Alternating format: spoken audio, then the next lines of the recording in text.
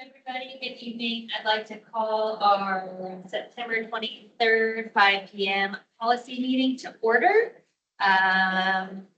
There's no public comment on agenda items. Let's see. All right. And so we're going to move right on to our policies review. You cannot sit. Ms. Graham.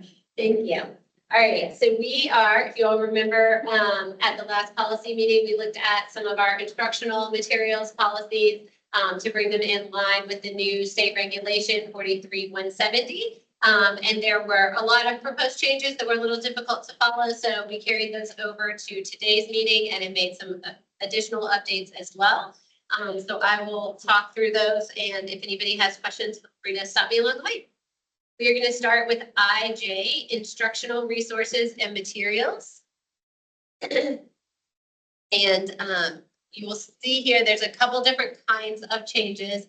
I think I explained to the board members, so anything that is redlined is from the model policy. Anything that is in blue highlighted is a district recommendation, and anything that is green highlighted was a recommendation coming out of our recent meeting with the policy chairs.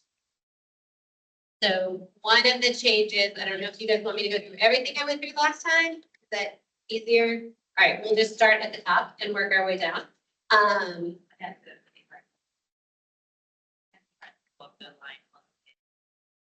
So the first change is a change in the model policy regarding sort of defining, again, this is in the past, we had separate policies for instructional materials, which were materials used as part of an instructional lesson in a classroom versus library materials that were available to students as an option. But the new regulation has combined both of those. And so we are making an attempt to sort of combine all of our policies together. So the first sentence is just sort of a definition of that.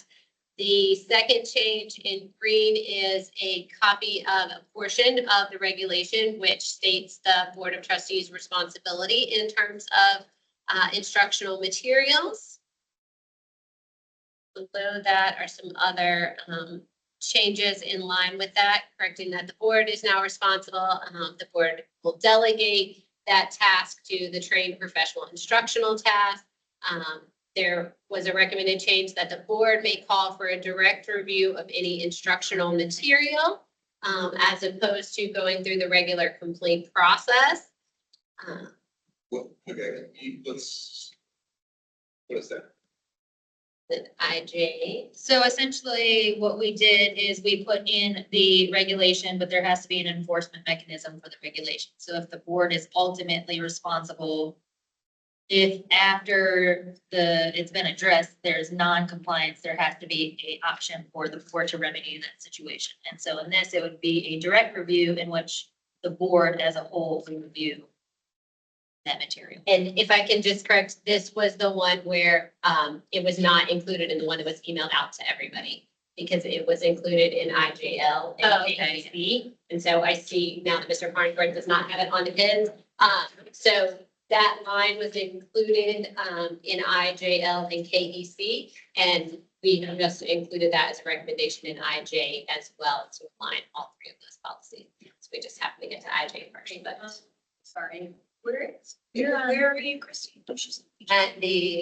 In the third paragraph of IJ. Oh, you know what? These were printed Right. before. Yeah. No, it's not on now.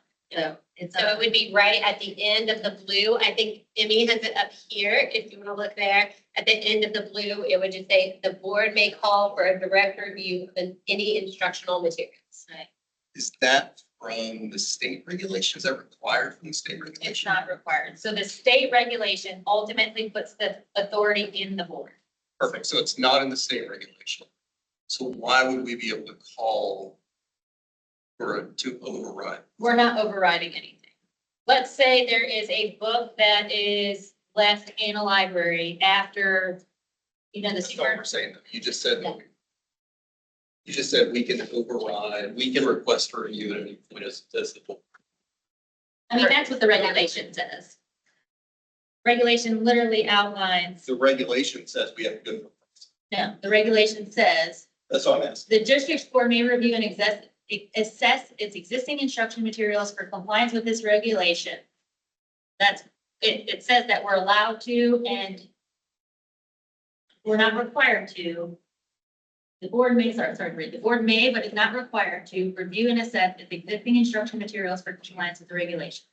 So the board has the authority at any time to do it. We're not trying to do that as a district. So our first avenue is to put that on our media specialist to review and say, hey, make that determination. We trust you to make that determination. Whatever. But ultimately, because the state law puts that burden on us and says that it's ultimately our responsibility. If there's found to be something that wasn't removed, let's say they decide, okay, I don't think it's out of compliance with state law, I'm gonna keep it in, but it may be. The board then has the ability to basically provide oversight. If we're ultimately responsible, liable, held accountable for what's there as per the state regulation, we have to have an avenue to ensure compliance. And so there's the regulation, what it states and outlines, but we need a enforcement or a operational way to operationalize it. Does that make sense? Like if there's, in no way does it make sense to have the board be the final authority, the one responsible, the one liable, the one who the superintendent or the state board can hold accountable if there's something in our libraries, but then we have no avenue to address that outside of a parent. I think we're talking about two different things. I'm just trying to figure out what's the ability. Here is the scenario. We have a non-parent in the district, right? Because our policy is you have to be a parent, right? If a non-parent comes to a board member and says, I want this reviewed, that board member could then essentially have that reviewed. The board member would go to the superintendent and say, hey, can you talk to your media specialist or the board chair? And can you talk to your media specialist and have them review it? They would review it and make a determination. But that's outside of this. We say parent only. It's not just, They're they're not not talking about process. media. This isn't just library. Yes, that were. It says instructional. Instruction materials, media, it's the same thing. State regulation puts the burden, duty, responsibility, liability on the board. They have changed. But I was saying, we don't really have a process. For what you're saying. So we You're talking do now. I mean, in the. Yes, and it's the new, That's what I'm yes. trying to figure out. Okay, yes, okay. I thought you were, but you said it was going against. I just want to make sure not. that the current- I'm trying to articulate this in a way that makes sense. This same statement is included in all three of the overarching policies, and the idea would be to align the process for all of the challenges as well. But So we as a just for dis- clarity. Here's what I'm trying to figure out. We as a district are adding that, or it's the regulation that says we have to have that. It's to be in compliance with the The regulation. regulation does not specifically state that, but it does state that the board has primary legal responsibility for the material. So if we're responsible primarily and legally, and the state board of education can come and say, hey, you have this stuff and you're out of compliance. And we're the ones that are responsible for that. If it's still in there, I shouldn't, as a board member, have to go, oh, Jenny, Susie didn't file a complaint. Because we're ultimately responsible. So we have to operationalize what is the check and balance outside of that process? Am I, like, I'm trying to. So, yeah, and so that's the issue. That's the issue, Yes. Tammy, because you're overriding that check. No, If we're we- not. If we put in the request as a board, right, you can't, I think what I'm trying to say is you can't have an individual board member. Right. But that's not, the I'm not- board has to vote on I'm it. asking the district, it's the district operational issue. You can't have an individual board member do that because you're overriding your check. You're not having. I think if you have you would have to have a board vote. Yes. But that's, Yes, that's agreed. Challenging Agreed. that, I think that's what. That's what it says. It's still saying there would have. It says the board, not a board. Not a board You member. first mentioned, The he board. gave a scenario that said an individual A board member. board member No, can. that's what it says in here, the board, so you'd have to have a vote. It would That's take what I wanna- 4 of you to. And we did discuss an individual board member could not do it, but we as a collective board could. Yeah. That's what I'm trying to. Think about it, it doesn't say anything different than this paragraph that right here. sense. It's just. It's just creating the Yes, the it's the same thing. operationalize that and governance.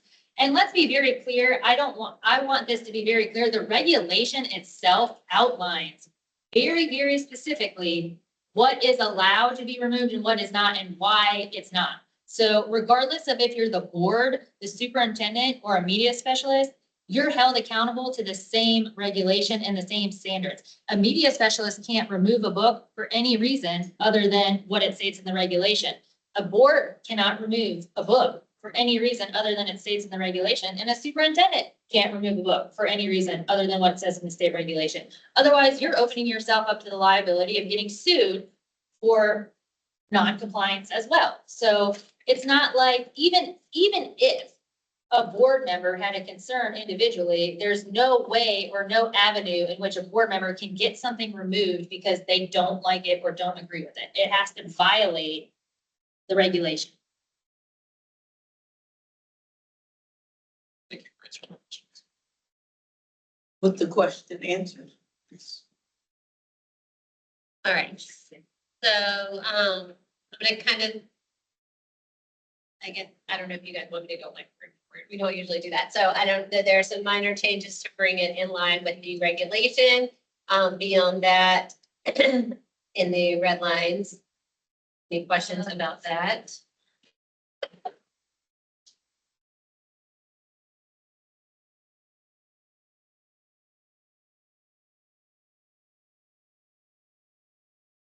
We're still in IJ.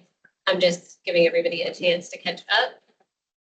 One of the recent proposed changes was under written parental consent.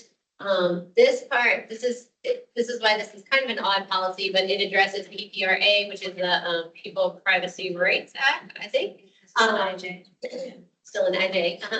And the exact language from the statute can only address surveys that are funded in whole or part by the U.S. Department of Ed because it's a federal regulation. However, it was a recommendation to remove that and just say that parental consent would be required for surveys of that nature, regardless of the funding source. That's from the district. That came from the meeting with the policy chairs. Because you do not need parental consent for most issues that you're surveying about. However, I don't think regardless of whether it's part of the Department of Ed or not, I think you should receive parental consent when addressing or surveying children about their political affiliation, mental and psychological problems, sexual behavior, illegal, antisocial, self-incriminating. That stuff should all require parental consent for surveying, regardless of if it's a state Department of Education survey or a district survey.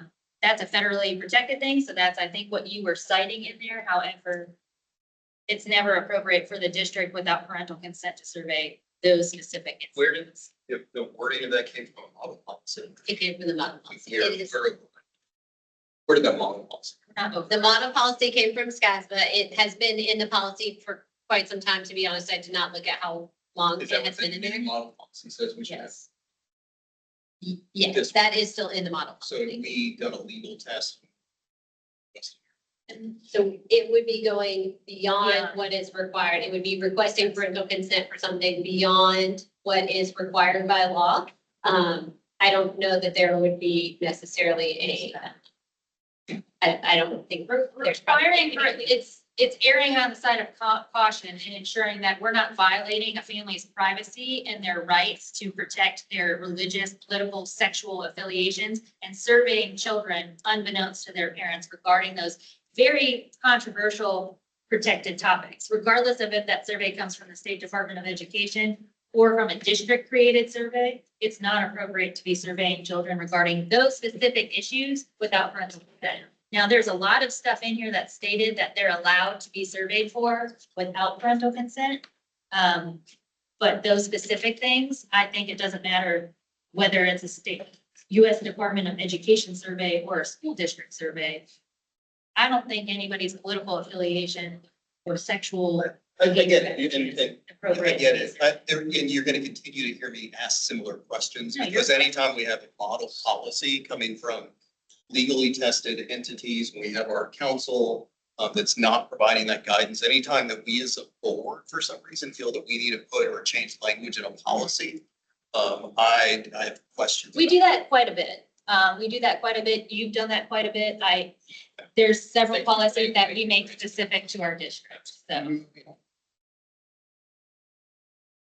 And the last change here was one that was previously discussed, which is that the recommendation for the model policy actually went beyond what was required or maybe needed some clarity from what was required in the regulation. And so the recommendation would be the portion highlighted in blue. Under the notice, I'm sorry, not sure if I said that.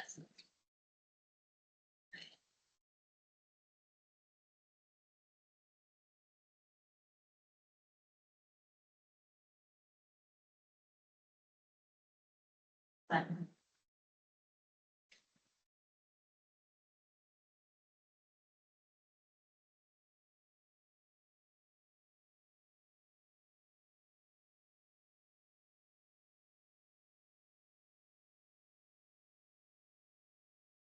anybody else have any questions on IJ? It's IJL, library material selection and adoption. And again, there is the addition of the language specifically pulled from the regulation there, as well as the other changes in line with the model policy. So to be clear, the language pulled from the regulation is the same on all three. Correct. Because we're now creating a uniform process, so to speak, right? Sort of, because we're gonna have the district citizens review committee, which is now gonna be responsible for not just the books, but also instructional materials, so. Yes, I mean, I don't know that that's specifically relevant to this paragraph, but yes, the idea would be to align. So just having, you know, Correct. And I will say, just for transparency, it is pulled exactly from the regulation, excluding that the language was changed to make it fit in the policy. So it said, like, in the regulations said this regulation, and so now it's changed to say regulation 43-170 and this policy, because it didn't make sense to say that it's regulation when you were not looking at the regulation.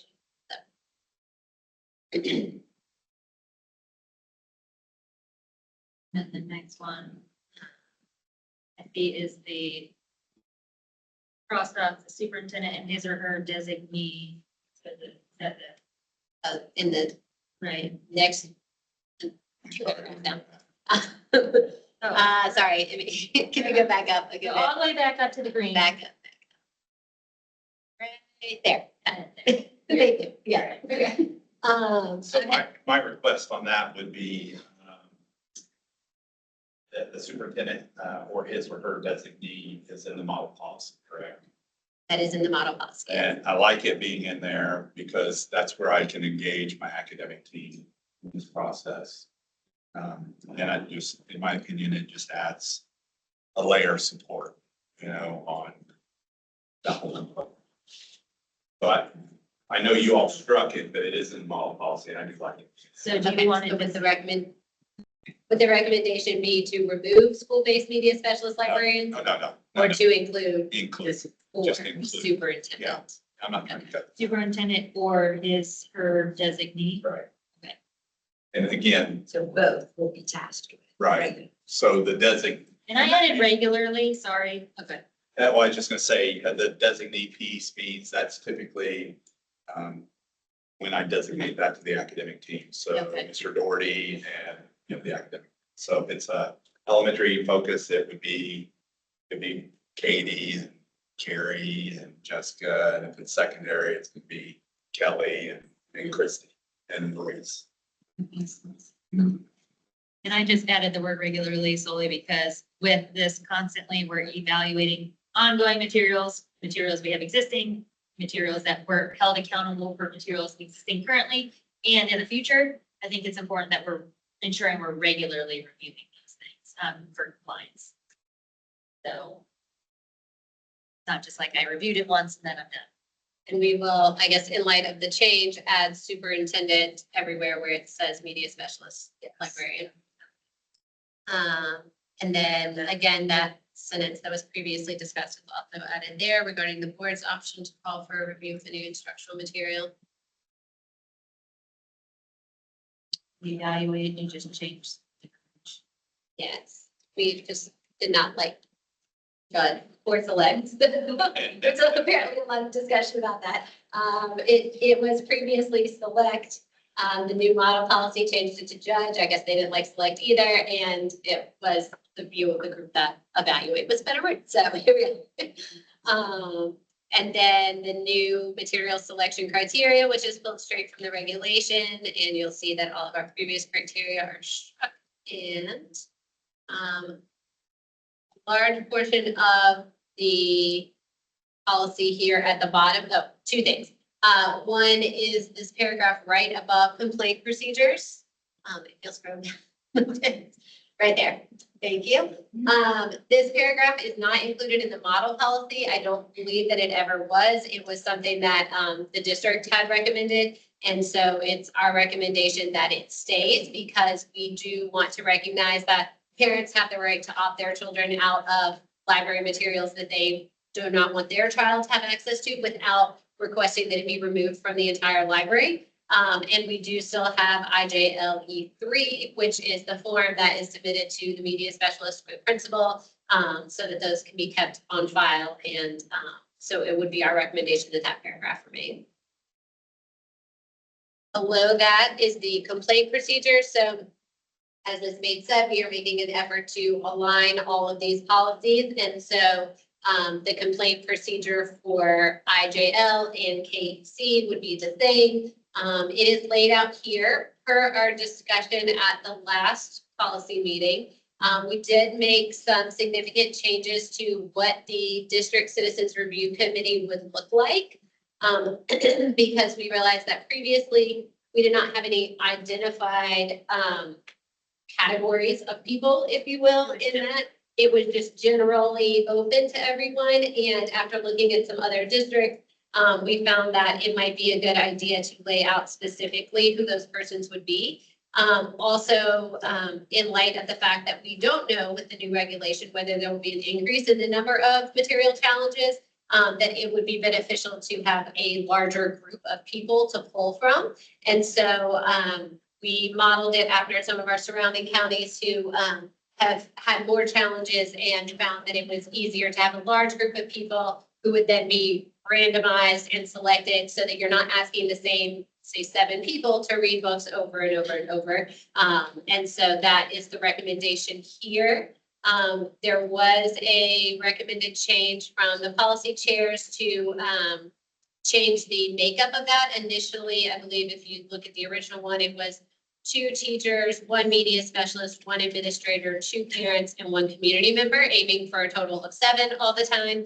And so the recommendation was to change that to 1 certified teacher and 3 parents. So just to clarify, what we used to have is a selection committee that was comprised of a certain makeup. So it was like a certain amount of teachers, librarians, all that. And then they would select the Citizens Review Committee, which previously was just parents, community members, anybody. It didn't have like a necessarily teacher representative. It didn't have an admin representative, didn't have a librarian on the Citizens Review Committee itself. Upon discussion at our last policy meeting, we thought it would be beneficial to basically ensure that a certain part of the Citizens Review Committee had professionals on it balanced with community members rather than just solely community members. The green adjustment is slightly because I wanted to ensure that our community member, we didn't lose the idea of it being community-based citizens review. It's not a district review committee, it's a citizens review committee. So in order to balance that out, it's a 4-to-3 ratio, right? Yes. Yeah, 4-to-3 ratio of community district staff for community members to ensure that it still kind of remains a citizens review committee, but I also want to ensure that we have people on there that know the curriculum, know the libraries, know the selection, whatever it is to help make that determination rather than just parents. We don't necessarily have all that information. So that's kind of why we went from switching the Citizens Review Committee to how it was to this option. If that better clarifies it for everybody, if anybody has questions. Happy to answer. So the first step is that it goes to that review committee where it doesn't stop anywhere in the district first. So previously, there was a school level review and then a district level and then the board. But under the new regulation, because time is of the essence and because ultimately the state board has authority at this point, we thought that it would be a more effective use of everyone's time to sort of condense that down into one committee, which would be at the district level rather than having a school level committee. And so now there will just be the one district level, then you can appeal to the board and then you can appeal to the state.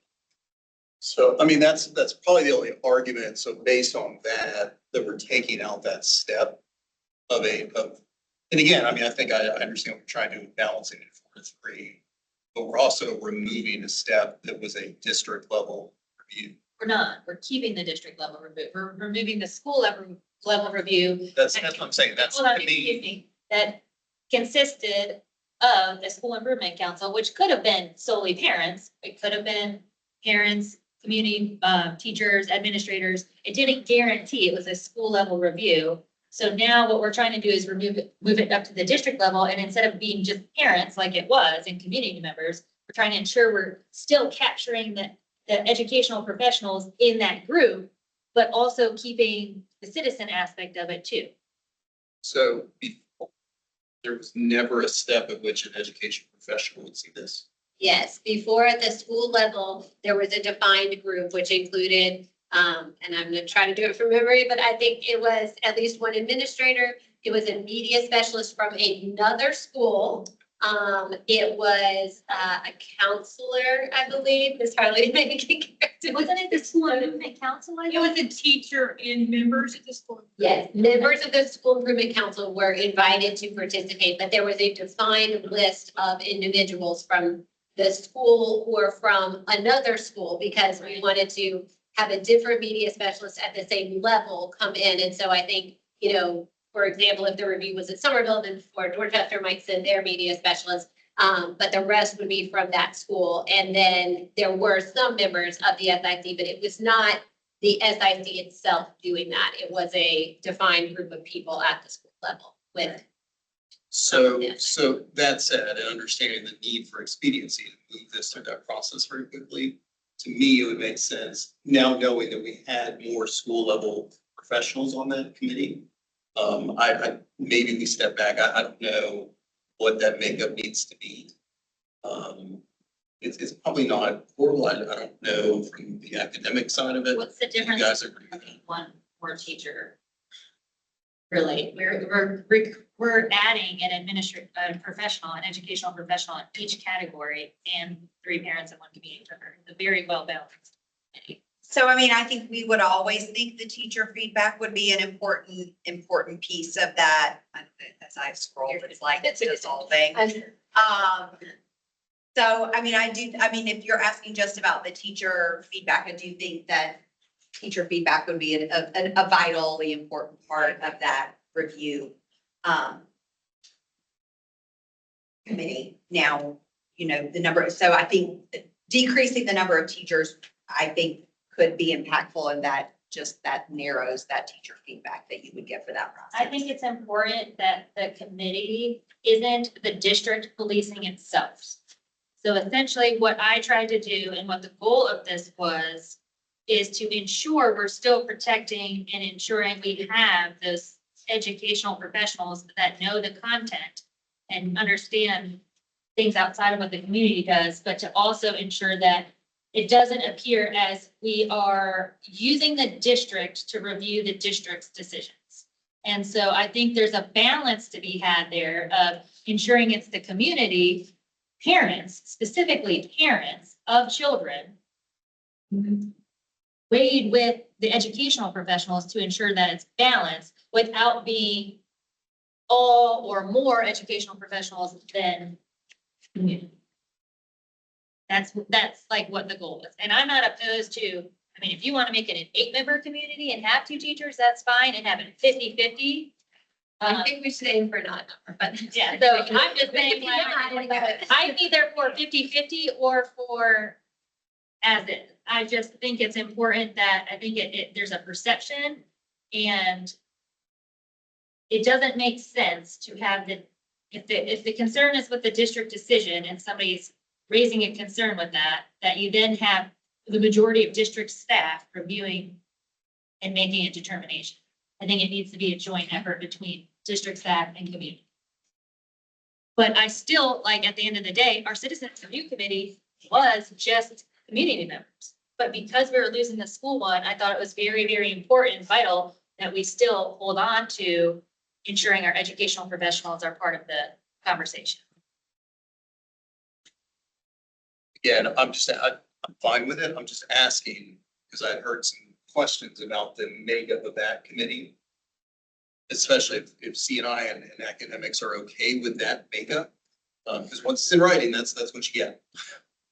Technically, the regulation, if I'm not mistaken, goes straight to the board. The regulation requires say that they that. work reasonably with the district, and this is our process. Yeah. For working reasonably. So when with I read the to resolve it before going to them. So when, well, no, I don't mean the state board. So when I read the regulation, Even our report, it requires that you work. like read reasonably them with at the school level, right? Yes. At the school level, try to deal with administration and contact them and say, hey, I don't think this should be here. I think it violates law. And then you would go to, I'm guessing, I think the model policy stated that you would form a committee with your board with at least 3 board members on it that would possibly, that was what the model policy said. That was an option. But because I didn't want it to be a board, like, determination, I didn't want to create a committee from our board that's made of 3 board members that are then reviewing it at the district level. I wanted to ensure it was a committee of community members and educators. So that's why we kept the Citizens Review Committee instead of, because technically, I think if you try to resolve it at the school level, let's say I go to the principal and I'm like, this book violates law, and they're like, no, we're keeping it in there. It would naturally then go to the board, which could make a committee, is what the policy outlines, could create a committee. The recommendation was consisting of 3 board members. And I thought, you know what? I don't think we should be policing it either. I think it should be our educational professionals and community members. So let's have that layer before it comes to us as a district. So it was really like trying to preserve all those things that everybody really cares about and make sure that it still stays consistent with the regulation, but also unique to our district when we're not trying to make it a board just unilaterally deciding this, or 3 members of the board sending that recommendation to the whole board, as per model policy and state regulation recommend.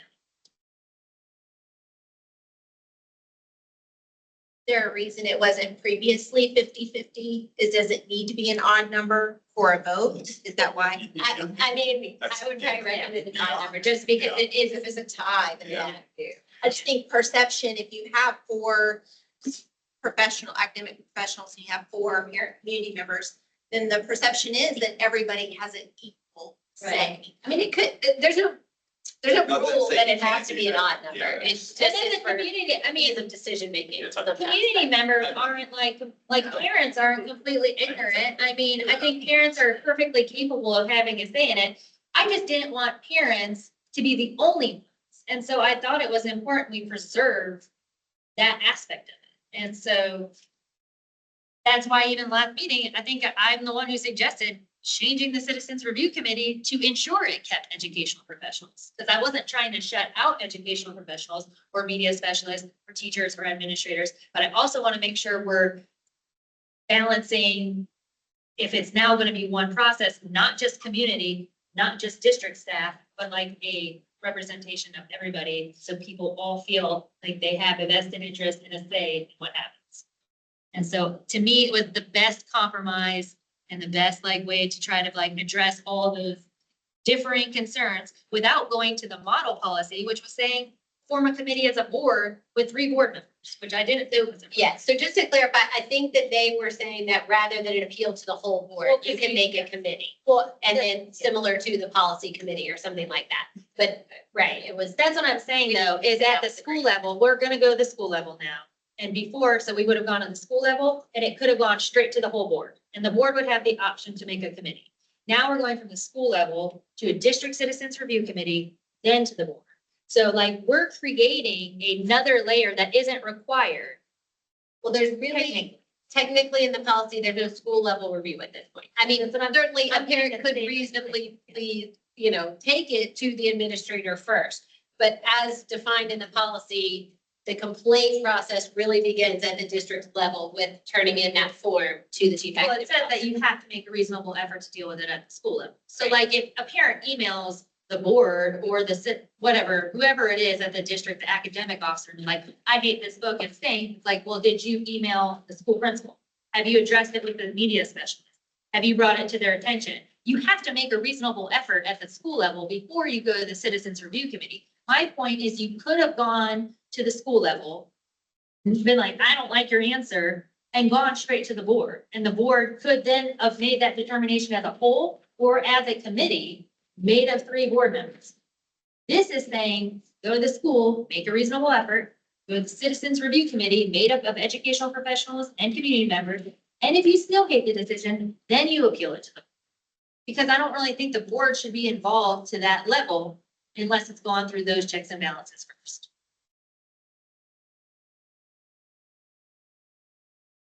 Do we know who was on? I know Beaufort County went through some mass book issues and instructional material issues. Their committees, I think, were pretty well laid out. That's what it was based on. That was what it was based on, but theirs was a little bit different because And obviously, this regulation was not in effect When they occurred. heard that. and I do just want to clarify, the regulation says that a reasonable effort must be made at the school level or the district level. So, um, Did we write in policy, a reasonable effort needs to be made at the school level? I thought, or did I just think it was school level? I feel like in the policy it said at school level, or did we, I don't recall if it says to say. at the- It does, it says with school or district staff. Yeah. In the policy where, Right here, it says, So the plaintiff for all district staff. Yeah, with school or Beaufort's consist of 1 teacher, 1 librarian, 1 administrator, 1 parent, community member, 1 district level director or coordinator, and 1 member of the school improvement council. And they have 7 as well, but they have 1 from different categories. I am 100% not going to budge and will not support having more district staff than community members on this. Would you support what they have? Those- No, because it's still more district staff. 1 teacher, 1 librarian, 1 school administrator, 1 parent representing a school family other than the complainant, 1 community member, 1 district level director or coordinator with expertise in the content area, and 1 member of the school improvement council within the district. 3 community members of their 7. Yes. Right, and then the check is the board, which is made up from community. Again, the citizens review committee for me, because we dissolved the school improvement council or the school level, and because we're going to sorry, You've gotten rid of it, you've gotten rid of it. I didn't get rid of it. We're not getting rid of it, but I'm saying as part of this as part of this Yes. policy, you're removing that initial stage, which was an additional layer of educational profession. Getting rid of that. Now we're gonna say, and again, I fully understand what you're saying. I 100% understand what you're saying, that it should be made up of a wide variety of folks. We're removing education professionals, Yeah. and then we're removing them again. And then we're saying, oh yeah, and then it's up to the board. That's misconstruing it. We're not removing them again. They're clearly still here. What we're doing is ensuring that. You're outweighing. the It's not educational outweighing. debate. They have just as much to say. But why would you not want, Beaufort had rave reviews. If you look at what happened in Okay, their that's community. great. We're not Beaufort. What did we have before in our districts? They were all community. At the school level, there were defined No, at groups. At the district level, it was open to the citizens review. So there wasn't 2 There layers. was no category. You didn't apply like as a parent or as a teacher. There It was was one nominations. They were primarily parents because the schools, asked who would be interested in this. And so because most of their contacts are parents, I would say they were. So In general, either parents or people who regularly volunteer. Administrators? At the school one, We did? For sure. but at Not the the school district one, we I'm not didn't. asking about the school one, the district one, I'm asking. Did we have media specialists and administrators? No. Not in the district. No, It was just. yes. communities. So we went from having. Primarily. That's not true. You're misconstruing it. We went from one level of educators to one level of community members to the board. Now we're going from, I'm not misconstruing it. I know, I'm trying to explain it to you. I don't need it, I guess, women's, maybe? It's not being. You can tell me if I'm wrong You're here. saying we're bypassing two levels of educators, but we're not, because one of those levels did not have any educators part of it. That's my point. Before, they had to go through a school level committee. Agreed or not? Agreed, which had educational professionals. Beautiful. They then moved into a district level, which was the majority of parents. It could have been a variety of community members. Correct. And then they moved to the, Now we just combine the educational professionals and parents into one committee. or they can bypass that at all. And if they bypass it, they go straight to this committee. They can bypass and go straight to the state board, can't they? A parent cannot go straight to the state. Okay. So my question, are we at an impasse because of the makeup of whatever is being suggested? Now, you would prefer that you have 4 community members. I think the communities outweigh the district staff, because I think it's inappropriate for the district staff to be policing their own.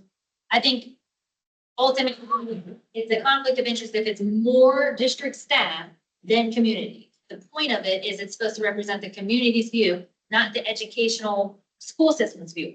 But their view is very valuable and important, and they offer a perspective that I think is essential to have. You can't just have one without the other. So I think it's important to include both, including the media specialist, including the administrator, including the whatever I'm saying right now. Here's the overriding issue.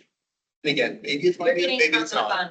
on one. I am, because the optics of it, it sends a message. I feel the opposite. Okay, it sends a message to our educator. It sends a message to our professional education community. We don't trust you. We have to have citizens that will oversight you.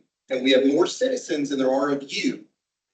That's how we are going to make. That's a really sad way to look at it, because it's not, it has nothing to do with not trusting everything. I'm It's telling you not. the optics of it. The optics So of, whether you want to believe that or not, those are the optics. Okay, That might be the- bottom line, excuse me.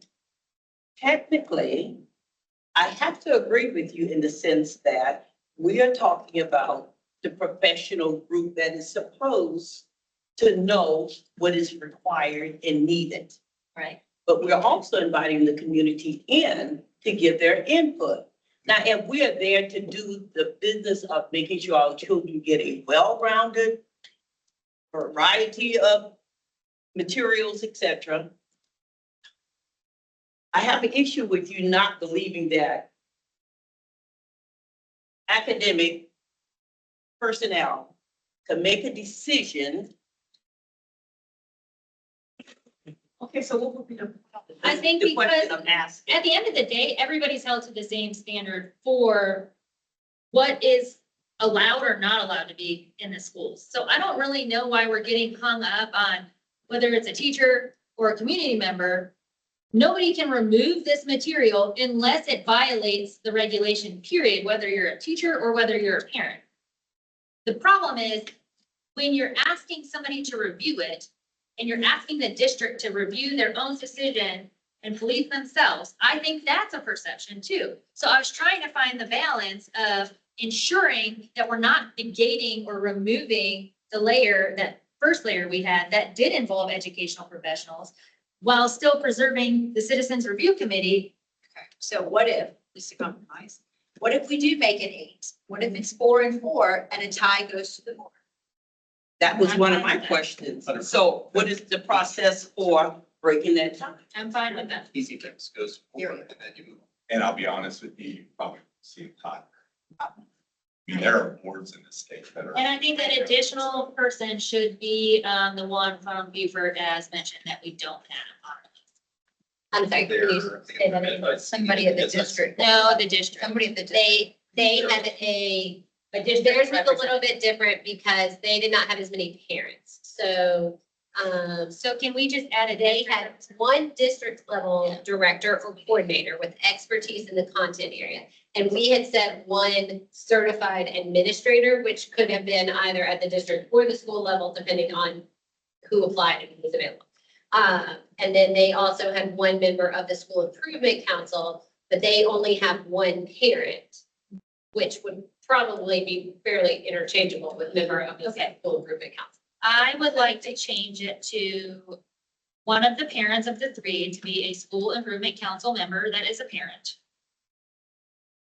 So it can be a member of the school improvement council, but it needs to be a community member, not a district employee. So that's what I want to ensure, is if we're gonna do the school improvement council thing, it's not another district employee. Or just leave it up here, just leave it. And then add for our eighth person, a district level, what did that say? A district? It's in a district where a district level director or coordinator with expertise in the content area. So if we were to go with that exact one, we could not completely randomize because you would have to I would select just say a the district one level, person depending on what the material is. district level administrator. And then make one a school level administrator. Instead, so they're not both from the district or both, you know what I mean? Because you said the one could be either school or district, right? I mean, that, it was just defined as a certified school administrator, and so many of the district level administrators. So could we ensure one's a school level administrator and one's a district level administrator? And would be the other school-based from the academic role? Teachers.